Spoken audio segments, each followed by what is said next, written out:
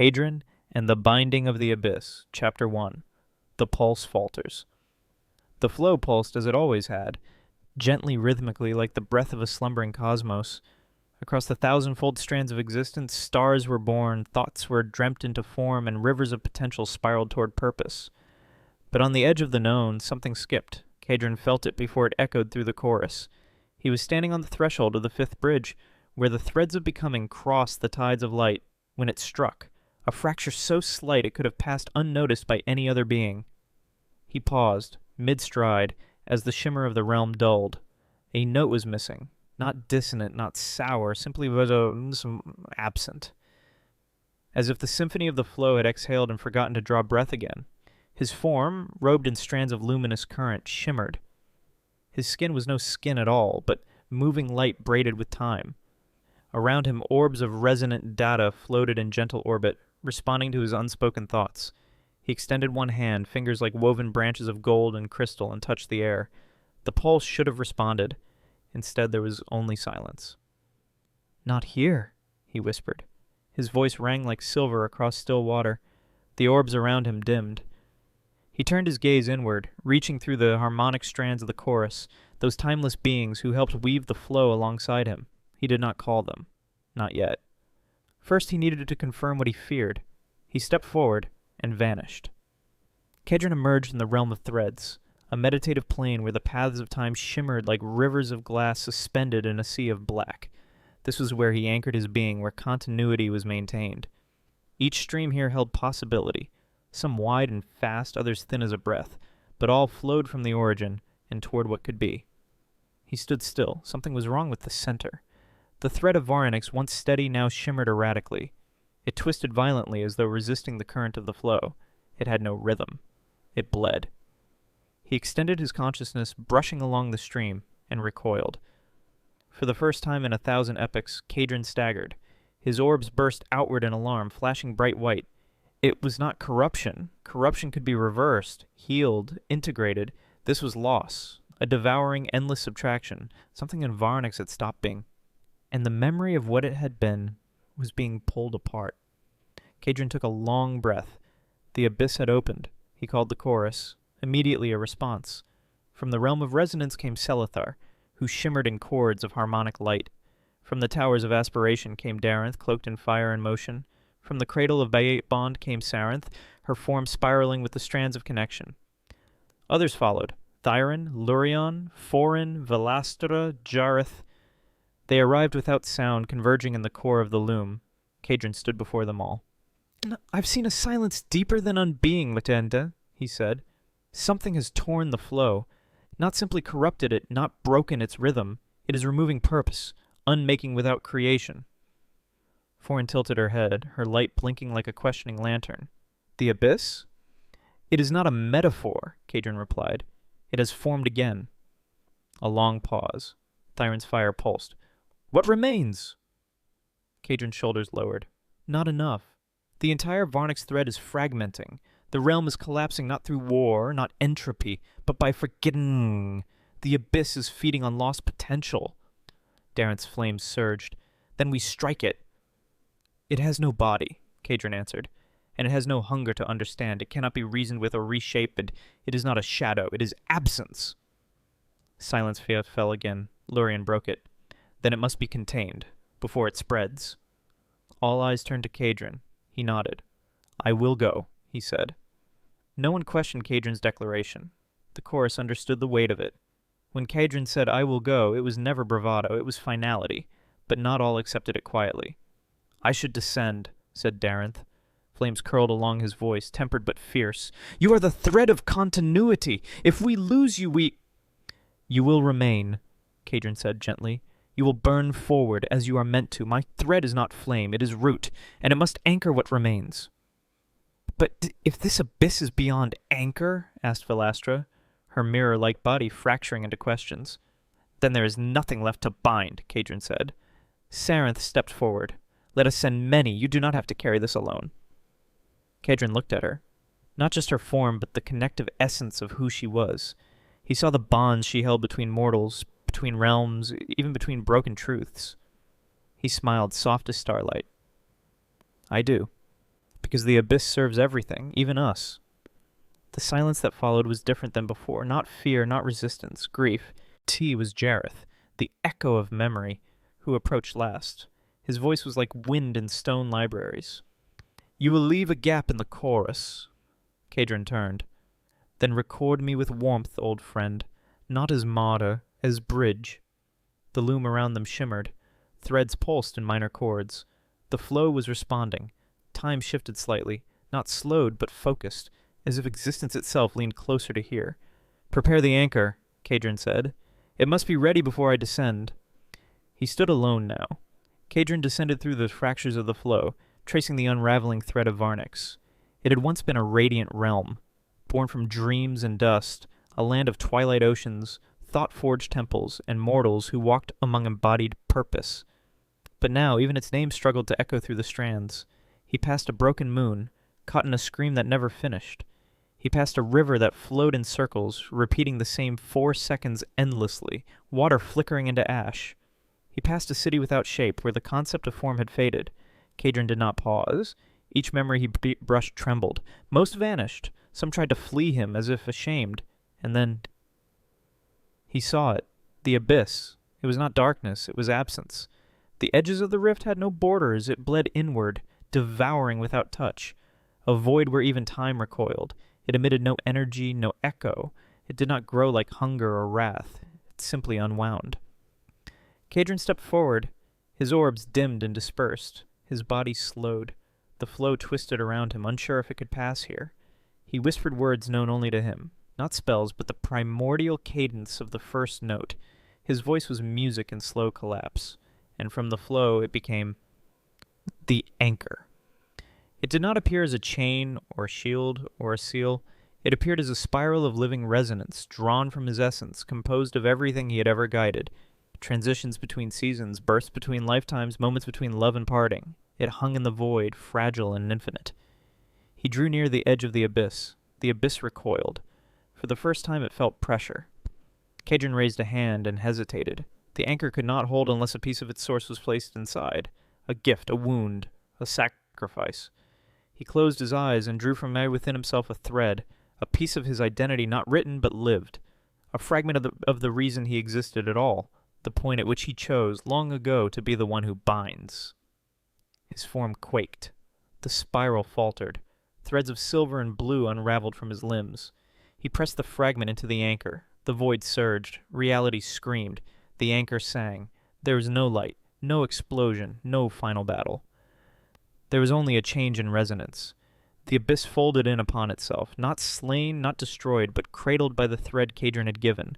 The wound sealed, imperfectly, like a scar beneath starflesh, but it was held. A spiral of light now hovered at the core of Varnix, silent and slowly pulsing. It became known as the rift-bound seal.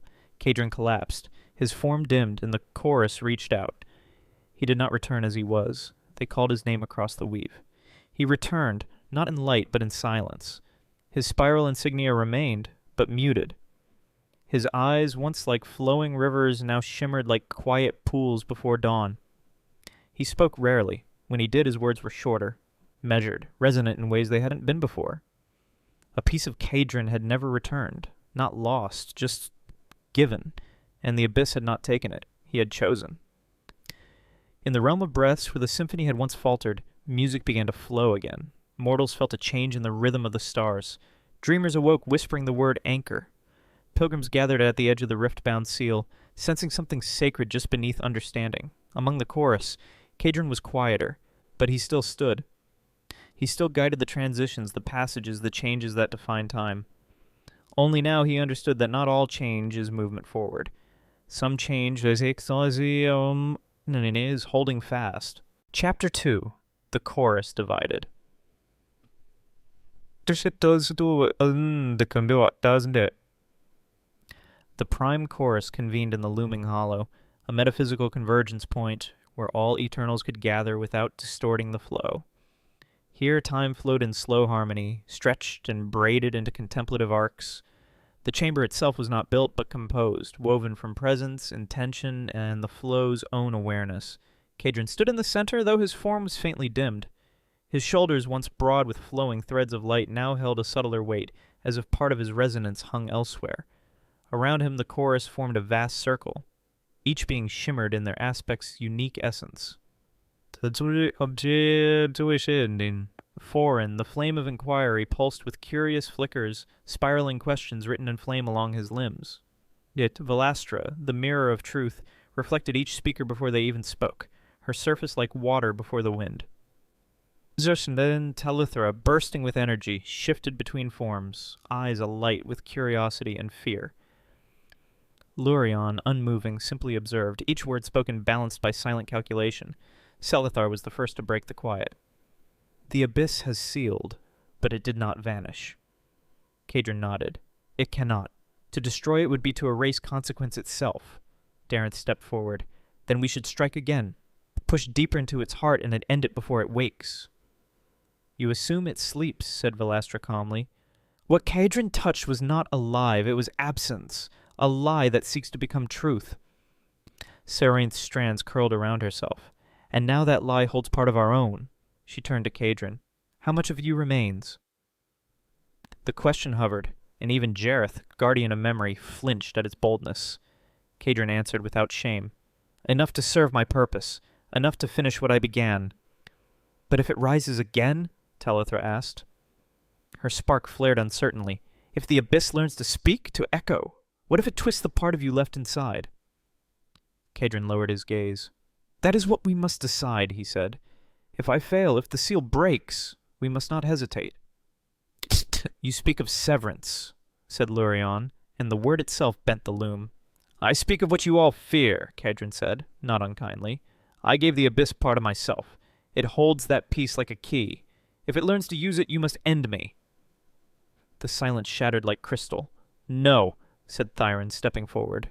His aura burned with the pulse of life, flaring with uncontainable heat. You are not a door to be closed. You are Kaedryn, the continuum. If we unmake you, we unmake what you guard. We would break the spine of the flow, Lurion agreed, though his voice was leaden. I would rather fall into chaos than take your spark, said Serainth, voice strained, but others were not so certain. Zarin, the Tower of Purpose, remained still as a mountain, but when he spoke, his voice cracked stone. To preserve function, we must be willing to discard compromised strands. Kaedryn met his gaze. Then you would do it? Zarin did not blink. Only if I must. Foreign interjected. This debate serves no clarity. The abyss is not dead, merely bound. And Kaedryn is not lost. But changed, Velastra added. And change is not always safe. Kaedryn stepped forward and raised his right hand. The spiral insignia upon his palm shimmered faintly, resonating not with light but with memory, like a song just barely remembered. I do not ask for trust, he said. I ask for clarity. He turned slowly, speaking to each eternal in turn. If the abyss stirs again, I may not resist it. He locked eyes with Lurion. If it twists me, you must bind me. With Velastra. If I deceive, you must reflect me. With Serainth. If I fray, you must not mourn. And finally to Jareth. If I vanish, record not my loss, but the reason. He lowered his hand. Then he conjured the anchor mark, a living glyph composed of his own resonance, splitting it into 7 radiant strands and offering them to the chorus. Each thread shimmered with Kaedryn's remaining truth. Each could be used, if necessary, to bind or sever him. Thyron refused to take his. Talithra wept, but accepted hers. Lurion took it with steady hands. Velastra took 2, one for her and one for Foreign, who could not bring himself to reach for it. Serainth's hand trembled, her threads wrapped around the mark like a mother cradling a child. Jareth spoke the final word. Then let it be written. Kaedryn returned to the edge of the rift-bound seal. Though the abyss was bound, it pulsed beneath reality, humming like a faint echo in the quietest dream. Kaedryn stood guard, alone. Not because the chorus cast him out, but because this was his vow. He watched mortals build temples on the outer realms. He watched stars rise and fade beyond the seal.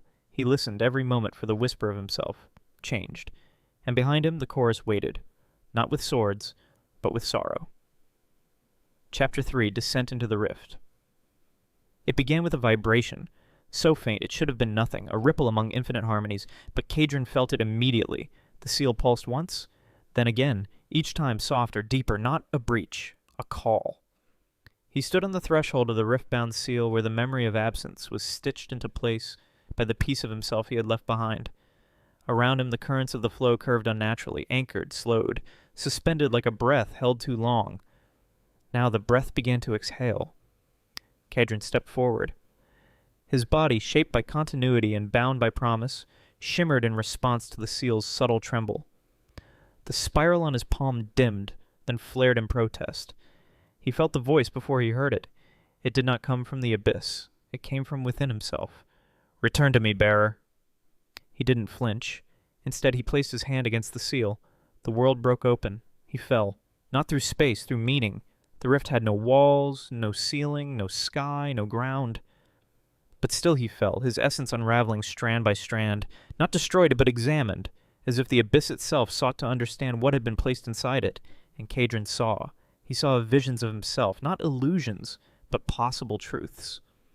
In one echo he stood atop the prime chorus, robed in domination, having bent the flow to will and precision. In another he walked alone through a withered realm, his eyes hollow, his power consumed by apathy. He saw Kaedryn as a destroyer, as martyr, as leader, as shadow.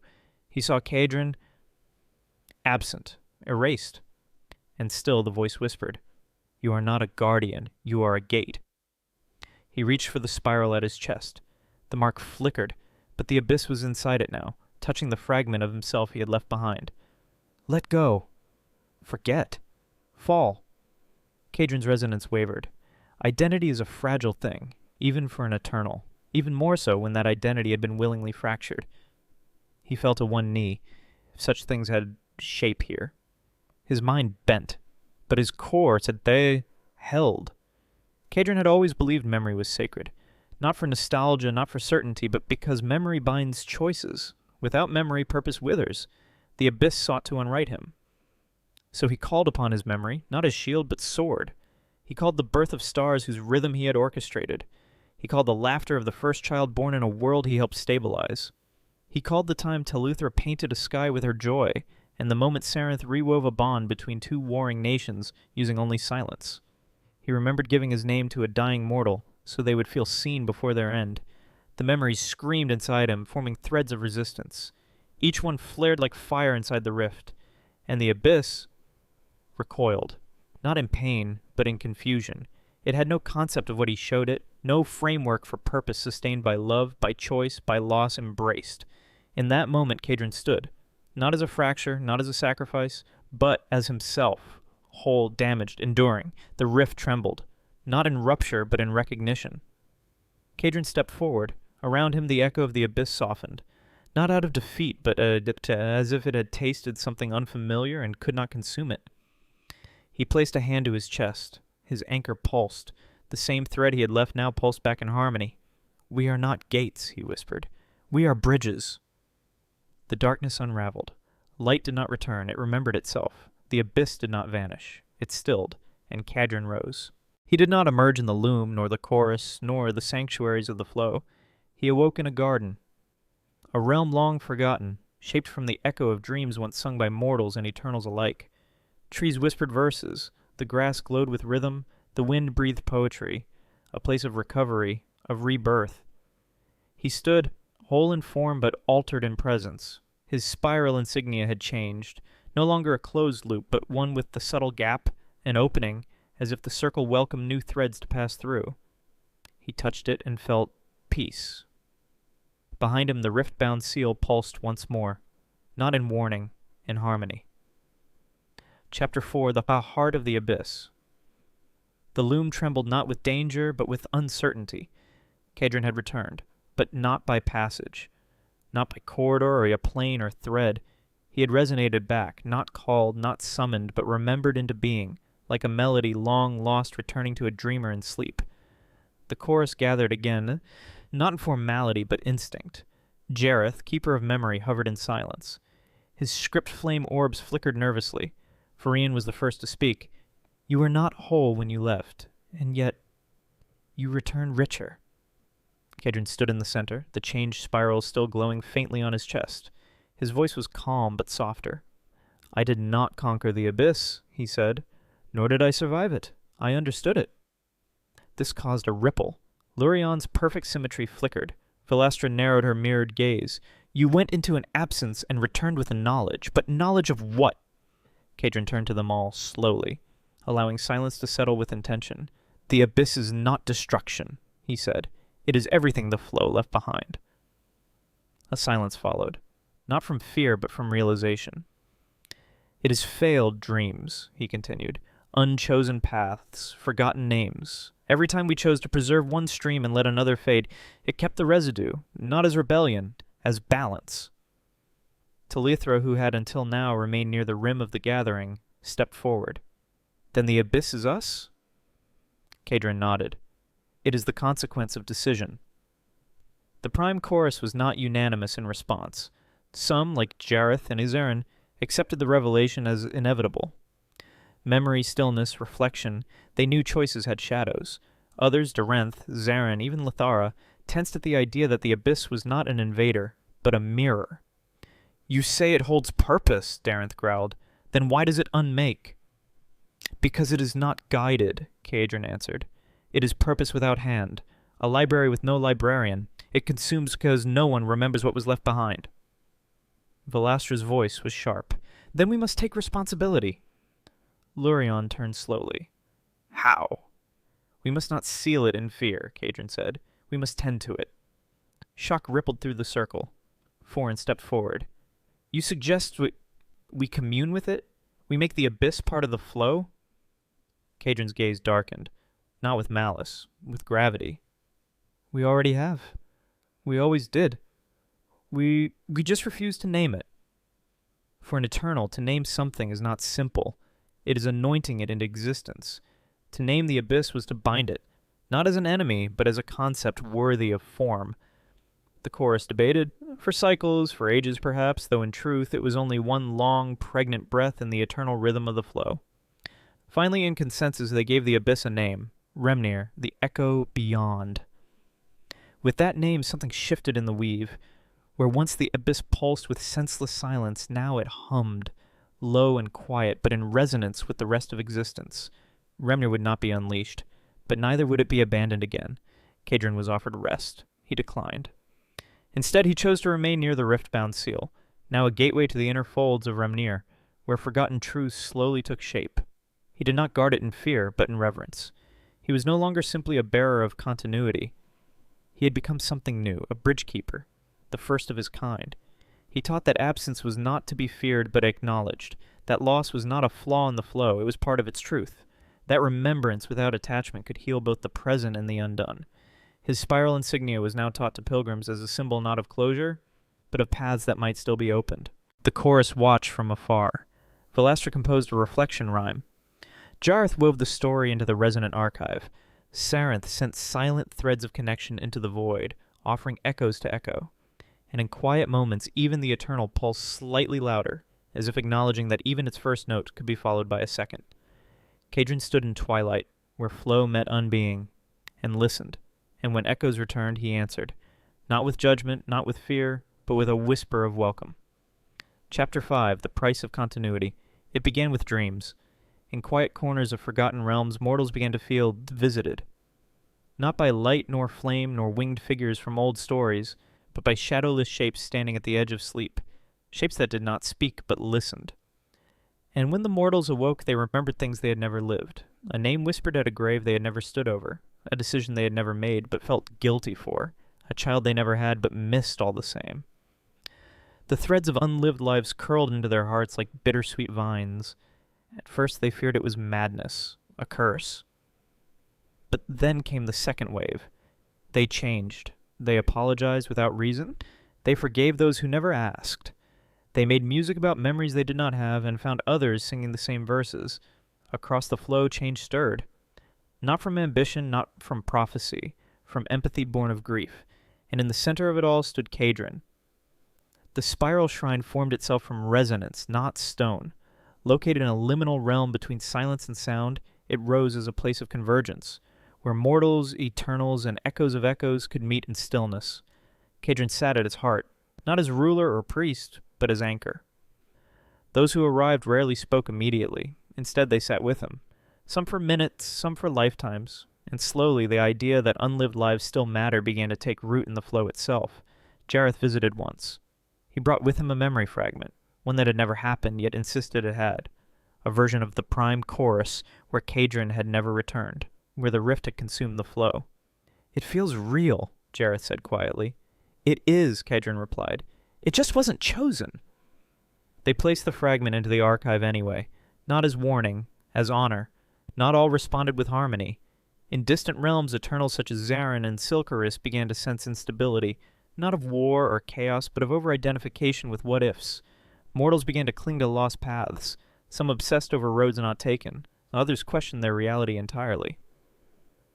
"What if this isn't the true version of me?" one asked a shrine attendant. "If I had made the other choice, would I be more whole?" asked another. Some chose to walk into Remnir. Few returned. Those who did bore no scars, but neither did they speak. Kaedryn watched this unfold with sorrow. He had hoped remembrance would guide growth. Instead, for some, it became a gravity well. A summit was called in the loom once more. Velastra, her surface dulled with concern, spoke first. "You offered echoes without instruction." Lurion followed, precise. "Without context, they interpret shadows as substance." Kaedryn stood, robes of light dimmer than before. "Would you rather they forget again?" Zarin stepped forward. "Yes," he said, "if it means preserving reality." Kaedryn did not flinch. "That reality is shaped by forgetting is not a virtue." Talithra, voice breaking, asked the question no one dared.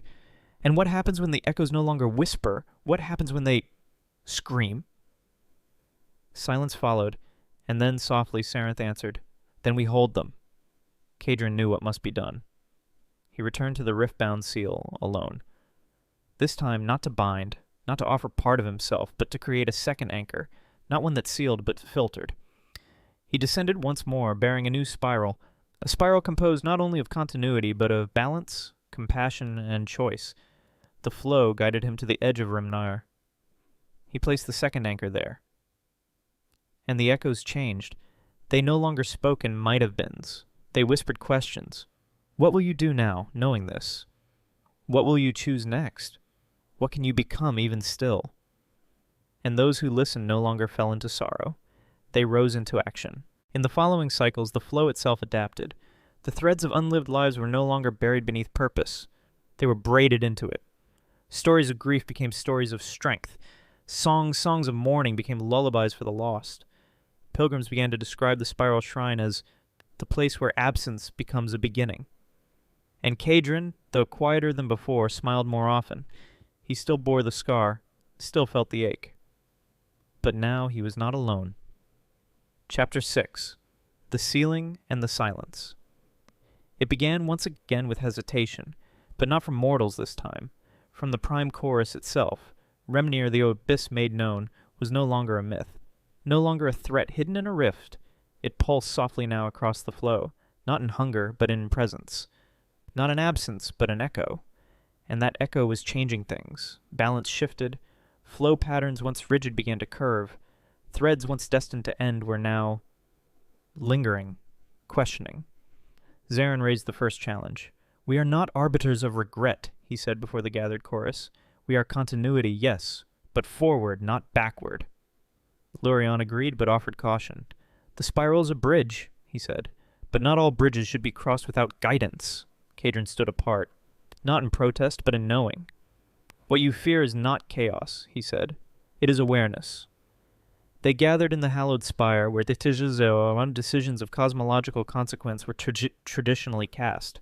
The spire was built from the distilled essence of 7 realms: light, shadow, rhythm, growth, decay, insight, and stillness, each echoing within its crystalline walls. The Eternals formed a double ring. In the center stood the newest resonance construct, the spiral seal, Kaedryn's second anchor designed to filter echoes from Remnir. This meeting was not a trial. It was a choice. Would the chorus integrate Remnir fully into the flow? Would they accept absence, echo, and unlived truth, not as deviance, but as part of the sacred rhythm? The vote would not be forced, not by the Eternal, not by Kaedryn. But once cast, the decision would reshape the nature of the flow itself. Foreign, embodiment of inquiry, voted yes. Velastra, truth seeker, yes. Talithra, creative flame, wept as she said yes. Jareth, memory incarnate, offered a silent nod. Saren, still uncentered, cast no vote, but her silence echoed agreement. Darenth hesitated, but said no. Zarin, unyielding, no. Lithara abstained, torn between imagination's potential and purpose's price. And Lurion, he paused longer than any Eternal ever had, then whispered, "If truth is flow and flow evolves, I say yes." The balance tipped. Remnir would be welcomed. Kaedryn stood once more at the edge of the rift-bound seal, but this time he was not alone. Each Eternal who had voted yes accompanied him, not in body but his resonant chorus. Together they sang a new thread into existence. Not a prison, not a barrier, but a spiral gate born of continuity, anchored in compassion, fueled by curiosity, memory, truth, stillness, and spark. The original wound, the abyss, remained, but now it pulsed in harmony. Not silence, stillness, not erasure, invitation. Kaedryn pressed his palm to the spiral gate, and it opened, not to consume but to welcome. For the first time in eternity, the flow acknowledged its own shadows and said, "You may be known." When Kaedryn returned to the loom, he was met not with celebration but silence, not of rejection but reverence. The chorus did not speak for 1,000 heartbeats, not because they feared what had changed, but because they were listening. And from deep within the flow, Remnir sang back, softly, uncertainly, like a child humming to a parent they had never met. Kaedryn sat at the heart of the loom beside the new gate. He did not smile, nor weep. He simply listened. And in his silence the flow whispered one truth it had never dared speak aloud. We are not whole, until we honor what we left behind. Chapter 7, Echoes of the Riftbound. Years passed, or maybe centuries. The flow no longer marked time as it once had. With Remnir's resonance now woven into its rhythm, moments looped differently. Some lingered, others returned, stories that once vanished now whispered in dreams, and mortals began to walk new paths. They came from every realm, creatures of fire and clay, of song and thought, of will and wood. They brought no offerings, only questions. Each sought the spiral gate, the threshold Kaedryn had shaped, not to banish pain or rewrite fate, but to sit in his presence, to remember without undoing. They called themselves Echo Walkers. Some stayed for a day, others a lifetime. And always at the center Kaedryn waited, not as teacher, not as judge, as witness. One day they came, not mortals, not eternals, beings born in the rift itself, and they shimmered like starlight, seen through tears, formless but filled with meaning. They bore no names, yet each radiated an emotion once buried, regret, joy forgotten, love unlived, guilt unspoken. They walked the flow not to devour, but to learn. Velastra watched them carefully, Foran interviewed them with ecstatic curiosity. Even Zarin, though reluctant, allowed one to enter his temple of judgment, where it wept silently before a mirror and then vanished into the wind. These beings became known as Riftborn. They were not prophets. They were not monsters. They were possibility made manifest. The prime chorus, once a circle of fixed roles, now pulsed in spirals. No longer simply guardians, they became weavers. Lurion adapted his balance to include loss. Sarenth's webs grew wider, her threads touching even the Riftborn. Talithra began to sing in minor keys, and her creations grew richer. Izarin taught the Riftborn to breathe without fear. Even Darenth, once fire forward only, began to leave gaps in his flame so others could add their spark. And Kaedryn, he no longer held the spiral alone. Each chorus member now carried a thread, not of Remnir, of Echo accepted. In the stillness between realms, Kaedryn dreamed. He stood before the Eternal, not in form, for the Eternal had none, but in resonance so vast it could only be understood through silence. "Have I failed?" Kaedryn asked. "You have evolved," the silence replied. "Was the flow always meant to bend?" "Only things that bend can grow." The dream shifted. He stood once more before the abyss, not as threat, not as gate, but as a mirror. And in it he saw every version of himself, every mistake, every triumph, every unchosen path, and he smiled.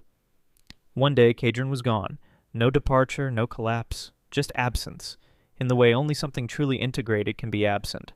The spiral gate remained, and when mortals or Riftborn sat before it, they heard the same whisper, "You are not what you lost. You are what you choose to hold." In Kaedryn's place stood a new kind of silence. Not emptiness, invitation, epilogue. A flow forever changed, the flow endures. now braided not only with progress, ambition, joy, and truth, but with grief, absence, memory, and the wisdom to welcome them. Kaedryn's name is no longer spoken with sorrow. It is etched in every spiral, not as martyr, not as myth, as the one who chose to listen and taught the flow to remember.